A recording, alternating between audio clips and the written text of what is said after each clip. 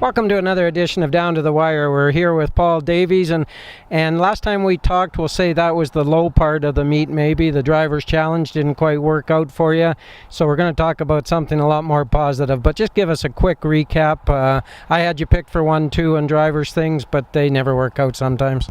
No, sometimes they work, sometimes they don't, and unfortunately I had a bit of bad luck and didn't really work out this time. So there's something to look forward to a couple years ago and start over.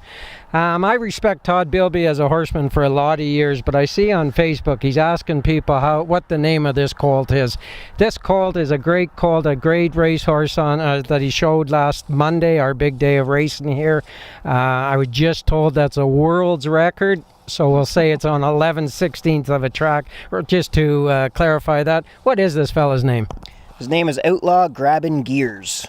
Exactly. I would hate to think we got to start grabbing ears and stuff like that. But let's talk a little bit about him. I know I think I saw you actually the day you bought him off of Connie Colthammer. He almost came off the truck and you started beaming, and pretty exciting. How did that all come about? Well, Connie was bringing some babies in to train and let them see the racetrack for the first couple times in their life, and I was helping her go in sets with him, and I saw him train, and he was just a big, good-looking, strong colt, good-gated, and so as soon as we came off the track, I said how much, and she named a price, and I came home with the horse. And at that time, you mentioned that this was going to be Nikki's maybe a wedding present. I bet you she's pretty happy that that's her wedding present right now. Yeah, I think so. I tried to give her firecracker finish as a wedding present, but that didn't work out so good, so I had to get another one. All right, well, I guess it's going to work out for both of you. For those that don't know, this fella set a track record in 1:55 on 2, our biggest day of the racing here for Alberta breds especially. It's amazing. That was his second lifetime start. I guess he's 2 for 2 now?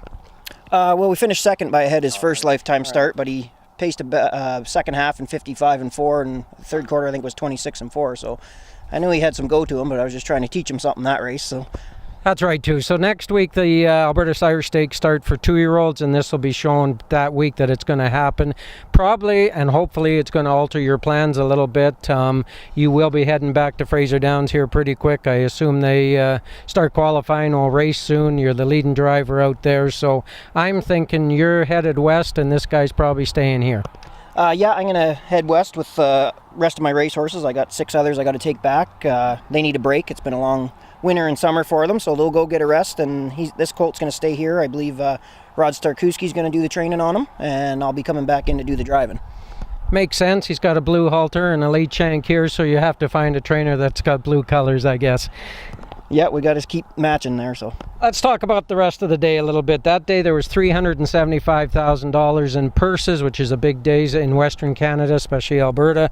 Over $91,000 your horses earned just as your driving commissions and your 5%, let alone, well, I assume you own a big chunk of this fella. So, but you started off with Gin Twist. You finished a good second there. Let's talk about that one.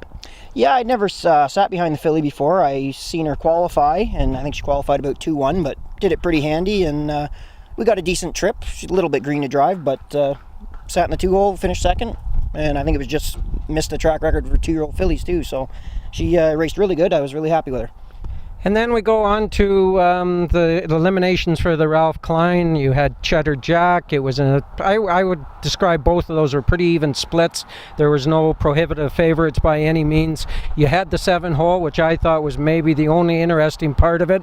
And I really didn't think he raced good. I know we've heard and seen some interviews of Rod Hennessy and talking about him. Just give us a little bit, kind of, I'm not going to say you snuck into the final, but you didn't make it easy. No, the 7-hole, that was, that's not good for any race, especially a elimination when you're trying to get to a final. And like Rod told me, he said he hadn't been himself. He was a little sick and whatnot. So, but when you got the 7-hole, you got to go for it and make sure you can get position, because it's really hard to make up ground on this track. So we had to be as close to the front as we could be, and we did it, and we got in. And what did you have for you had a good post in the final as well? Yeah, got lucky and drew the 2-hole. Which is a little bit different. It was an open draw for the final this year, so and the Nat Christie in the past, you'd had to have been more on the outside by finishing third, I guess, in the elimination. So now we get into the final. You got the 2-hole. How did that go? Well, I just put him right on the gate, and when we swung off the turn and sped up before the wings folded, I looked and nobody else was on the gate, and well, we know how fast Cheddar Jack can leave, so I just made the front real easy and tried to get a bit of a breather, and he did the rest. So Yeah, he's a nice colt. I think you never really like to be second place first, but there's lots of times that you're going to be first place second somewhere along the way too. So you take him when you get it. Doesn't say that on the check when you go to cash your driver's check for that one either, that how you got it. Then we come along to Mrs. Sue Wiggins, which is way back to the Carol Burnett days. Even I can remember that. These two, the camera lady and this guy, probably don't even remember the Carol Burnett show. So having said that she looked pretty impressive too. yeah, I helped go training miles with her and that in the spring at Randy Rutledge's farm. He was training her down, and that's where I lived there and stable there. And so I was going trips, so I knew how good gated she was and whatnot, and she's seen the truck before lots at the farm, so I knew she'd be good on the gate. So we just put her on the gate, and just with 2-year-olds you never really know what to expect, but so I just put her on the gate and played it by ear, and when she wanted to leave, I let her leave. And you're a bit known to do that. You don't mind letting them leave if they don't mind it either.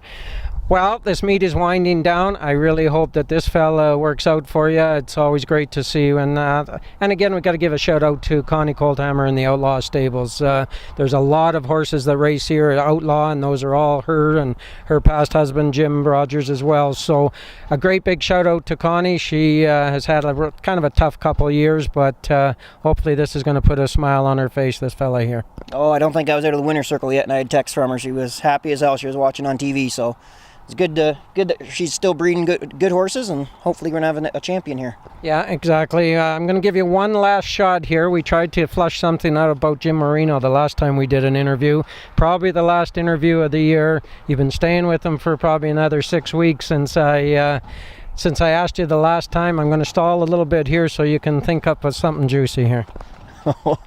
I don't know if I can say anything. He might get a little sour. I still got to spend another couple weeks with him till we're done. So. All right. He probably pays the bills, and you got to do it too. So, all right, Paul. Thanks a lot for doing this. Good luck out at Fraser. We'll be watching, and we'll be watching you come back here.